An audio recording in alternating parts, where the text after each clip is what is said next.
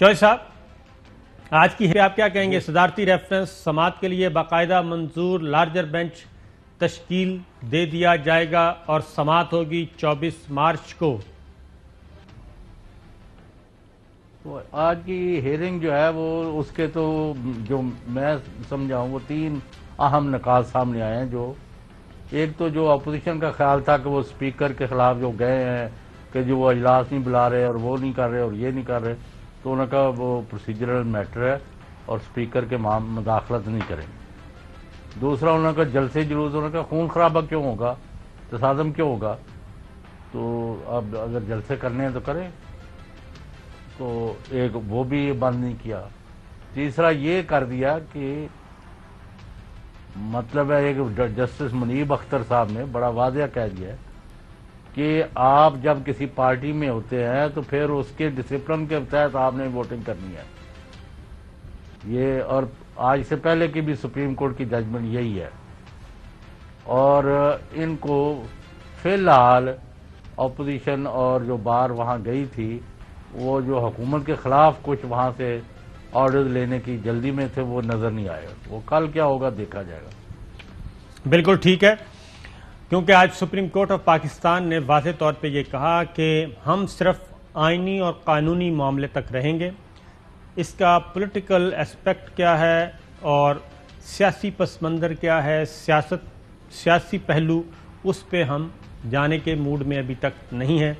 यानी पार्लियामेंट के अंदर की कार्रवाई, स्पीकर जाने, पॉलिटिकल पार्टीज जाने, हुकूमती बेंच, अपोजिशन, वो है। हम आइनी और कानूनी मामले तक रहेंगे, लेकिन इस बात को यकीनी बनाएंगे कि हर शख्स वोट अपना कास्ट कर सके और पीसफुली जा सके और किसी को हजूम में से गुजर के वोट डालने जाना ना पड़े। यानी सिक्योरिटी जो है वो प्रोवाइड की जाएगी हर तरह की। और उसमें सियासी जमातों को भी चीफ जस्टिस ऑफ पाकिस्तान ने कहा कि वो भी, उनकी भी जिम्मेदारी है कि बजाय इसके कि बदअमनी पैदा की जाए, तहम्मुल और बुर्दबारी के साथ इस प्रोसेस को आगे बढ़ाएं। एक सुप्रीम कोर्ट की तरफ आते हैं जी। पहले ज़रा प्रोसीडिंग सुन लें, उसके बाद फिर हुकूमत की जो स्ट्रेटेजी है। हुकूमत बिल्कुल दूर दूर तक नज़र नहीं आ रहा हुकूमती बेंचों पे कि वो तहरीके अदम एतमाद कामयाब देख रहे हैं और वो नाकाम कैसे करवाएंगे। हर हरबा इस्तेमाल किया जाएगा और स्पीकर की अथॉरिटी को यूज़ किया जाएगा। और ये ज़रा बताते हैं, क्योंकि पूरा प्लान, गवर्नमेंट का पूरा प्लान आज हम आपको अनफोल्ड करेंगे। पहले ज़रा सुप्रीम कोर्ट बार के वकील मंसूर उस्मानी अदालत में पेश हुए जी। इजलास 22 मार्च की जगह 25 मार्च को बुलाया गया। चीफ जस्टिस का सवाल, अदम एतमाद इजलास में पेश होने के 3 दिन बाद और 7 रोज़ से कबल वोटिंग होनी है। वकील मंसूर उस्मानी, चीफ जस्टिस साहब ने कहा कि ये असम्बली का अंदरूनी मामला है, ये मामला असम्बली के अंदर लड़ें। चीफ जस्टिस के रिमार्क्स, अदालत अभी तक असम्बली की कार्रवाई में मुदाखलत पर कायल नहीं हुई। अदालत सिर्फ चाहती है किसी के वोट का हक मुतासर ना हो। ये तमाम नुकात स्पीकर के सामने उठाए जा सकते हैं। Chief justice of Pakistan Umar Ata Bandial, सवाल यही है, ज़ाती चॉइस पार्टी मौक़िफ़ से मुख्तलिफ हो सकती है या नहीं? ये है सवाल जिसका जवाब आना है। चीफ जस्टिस साहब कह रहे हैं अरकान असम्बली को आज़ादाना तौर पर वोट डालने का हक होना चाहिए। वकील सुप्रीम कोर्ट बार, पार्लियामेंट में सियासी जमातों के हकूक़ भी होते हैं। चीफ जस्टिस के रिमार्क्स, आइन 63 आर्टिकल 63A पार्टियों के हकूक़ की बात करता है, किसी को वोट देने से नहीं रोका जा सकता। चीफ जस्टिस उमर अता बंदियाल साहब कह रहे हैं कि वोट देने से कोई नहीं रोक सकता। तहरीके अदम एतमाद से सुप्रीम कोर्ट बार को आखिर क्या मसला है? चीफ जस्टिस साहब ने यह भी पूछा, क्या तहरीके अदम एतमाद पर वोटिंग नहीं होनी चाहिए? जस्टिस मुनीब अख्तर साहब, अदालत ने सिर्फ आइन पर अमल कराना है, सुप्रीम कोर्ट बार के वकील तैयारी से नहीं आए। चीफ जस्टिस साहब कह रहे हैं सुप्रीम कोर्ट बार को तहरीके अदम एतमाद के हवाले से क्या तहफ़्फ़ुज़ात हैं? बार के वकील को सुन चुके, अब एडवोकेट अटॉर्नी जनरल की बारी है। अटॉर्नी जनरल साहब की भी दलाइल आएगी। उन्होंने कहा पुलिस और मुतल्लिका इदारों को अहकाम जारी कर दिए हैं ताकि पीसफुली हो सब कुछ।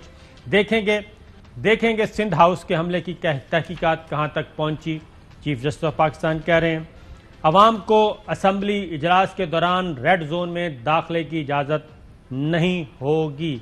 अटॉर्नी जनरल ने यह यकीन दहानी करवाई कि अवाम असम्बली इजलास के दौरान रेड जोन में नहीं जाएंगे, यानी वहाँ पे जलसे जुलूस नहीं होंगे। सियासी जमातें अपनी सियासी ताकत पार्लियामेंट में जाहिर करें, चीफ जस्टिस ऑफ पाकिस्तान। सियासी जमातें बताएं वो चाहती क्या हैं। पुलिस किसी रुकने असम्बली पर हाथ नहीं उठा सकती। अदालत ने सियासी क़यादत में सालिस का किरदार अदा करना है ताकि जमहूरियत चलती रहे। हसास वक्त में मसलहत के लिए केस सुन रहे हैं। कोई रुकन वोट ना डालने जाना चाहे तो ज़बरदस्ती वोट डालने का नहीं कहा जा सकता। अटॉर्नी जनरल खालिद जावेद खान कह रहे हैं जो रुकन पार्टी पॉलिसी के खिलाफ वोट डालेगा तो आर्टिकल 63A का इत्तलाक होगा। अटॉर्नी जनरल खालिद जावेद, किसी रुकने असम्बली को हजूम के जरिए नहीं रोका जाएगा। कोई जमात इजलास में मुदाखलत से रोके और इसका रुकन असम्बली चला जाए तो क्या होगा, फाजिल चीफ जस्टिस पूछ रहे हैं। पार्टी पॉलिसी के खिलाफ वोट डालने वालों को रोका नहीं जा सकता। इसी नुक्ते पर हुकूमत से हिदायत की भी जरूरत नहीं। अटॉर्नी जनरल ने वाज़ेह तौर पर कहा कि पार्टी पॉलिसी के खिलाफ वोट डालने वालों को रोका नहीं जा सकता। पार्टी पॉलिसी के खिलाफ वोट डालने पर 63A की कार्रवाई होगी। कोई भी सरकारी अफसर गैर कानूनी हुक्म मानने का पाबंद नहीं। अटॉर्नी जनरल, यकीन दहानी कराता हूं कि पार्लिमानी कार्रवाई आइन के मुताबिक होगी। यह भी अटॉर्नी जनरल ने यकीन दिला दिया। कोई रुकन पार्टी पॉलिसी के खिलाफ वोट डालने जाए तो इससे रोका नहीं जाएगा। अटॉर्नी जनरल की अदालत को यकीन दहानी, ये जो यकीन दहानियां करवाई जा रही हैं कि वोट डालने से नहीं रोका जाएगा, वोट बिल्कुल डाला जाएगा, पार्टी पॉलिसी के खिलाफ भी वोट डाला जाएगा, इसी की बुनियाद पे हुकूमत ने एक स्ट्रेटेजी बनाई है। कौमी असम्बली इजलास में कोई भी रुकावट नहीं डाली जाएगी। अटॉर्नी जनरल की यकीन दहानी। सियासी बयानात अपनी जगह मगर अमली तौर पर कोई रुकावट नहीं खड़ी होगी। तमाम इजलासों को भी बिला रुकावट कराना वफाकी जिम्मेदारी है। हुकूमती इत्तहादियों को नोटिस जारी नहीं किए। इत्तहादी अपनी नुमाइंदगी चाहते हों तो गुजारिशात दे दें। ये फाइनल चीफ जस्टिस साहब ने कहा। कोशिश करेंगे जल्द रेफरेंस पर अपना फैसला दें। सदारती रेफरेंस की वजह से पार्लिमानी कार्रवाई ताखीर का शिकार नहीं होगी। फाजिल चीफ जस्टिस ने इस बात को भी अश्योर किया। आर्टिकल 63A पर सदारती रेफरेंस सुप्रीम कोर्ट का लार्जर बेंच तश्कील देने का फैसला समाअत होगी 24 मार्च को। चौधरी साहब, ये जो अटॉर्नी जनरल साहब कह रहे हैं कि हम जनाब वोट डालने से बिल्कुल किसी को नहीं रोकेंगे, वोट डालेंगे, यहीं से उनकी स्ट्रेटेजी शुरू होती है। और फिलहाल तो इस बात का भी कोई इम्कान नहीं है इस वक्त तक कि 25 तारीख को जो इजलास होना है उस इजलास में तहरीके अदम एतमाद जो है वो कौमी असम्बली के हवाले कर दी जाएगी। एक बात बता दूं मैं आपको कि अभी तक जो तहरीके अदम एतमाद है ये रिकॉर्ड पे कहीं भी नहीं है कौमी असम्बली के। उसका काउंटडाउन जो 3 से 7 दिन वाला है वो भी अभी शुरू नहीं हुआ। उसकी वजह है कि ये अभी सेक्रेटेरिएट में पड़ी है, असम्बली सेक्रेटेरिएट में। इसने टेबल होना है कौमी असम्बली में और वफाकी वजीर बल्कि मुशीर वजीर आज़म के वो आज ये बात आते आते कह गए कि अभी तो हनूज दिल्ली दूरस्त 25 को भी इस बात की कोई जमानत नहीं कि ये कौमी असम्बली में पेश कर दी जाएगी। सुनाइए जी। नहीं, 25 का इजलास होगा और वो जो रुकन फौत हो गया उनकी उसकी ताज़ियत करने के बाद वो मुलतवी कर देते हैं। जी हाँ, ये जरा सुनिए। मोशन के लिए 25 तारीख को जो मोशन है वो एजेंडे पे आना जरूरी है। उसको पहले मोशन को करारदाद के तौर पे उनको लीव लेनी पड़ेगी, उसके बाद वो करारदाद बनेगी और करारदाद कम से कम 3 दिन में और ज्यादा से ज्यादा 8 दिन में उस करारदाद पे डिबेट होगी। दूसरी साइड बोलेगी, जो प्रोपोनेंट्स हैं लेके आए हैं, प्रपोज किया जिन्होंने करारदाद, हम भी बोलेंगे। चौधरी साहब, इसमें यह है, इसमें जो इनकी टेक्निक्स हैं वो बड़ी मज़े की हैं। वो ये है कि अभी तहरीक अदम एतमाद तो पड़ी है असम्बली सेक्रेटेरिएट में, अभी उसको पेश करने के लिए जो रूल्स हैं, एजेंडा आएगा 25 तारीख का, एजेंडे में 5वां, 6ठा, 7वां नंबर लिखा होगा कि तहरीक अदम एतमाद से मुताल्लिक करारदाद, जिसको मोशन कहते हैं इंग्लिश में, तहरीक पेश करने की इजाज़त दी जाए।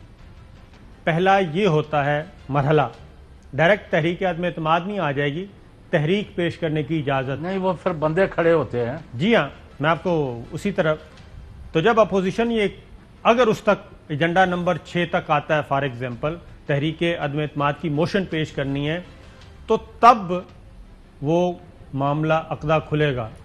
लेकिन अगर उससे पहले स्पीकर, वही बात जो रुकन कौमी असम्बली फौत हो गए हैं, उनके लिए दुआ की जाएगी। दुआ करके रिवायात के तहत कहा जाएगा जी इजलास 3 दिन के लिए मुलतवी। तो तहरीक हवा में मुअल्लक, तहरीक अदम एतमाद, इजलास मुलतवी हो गया।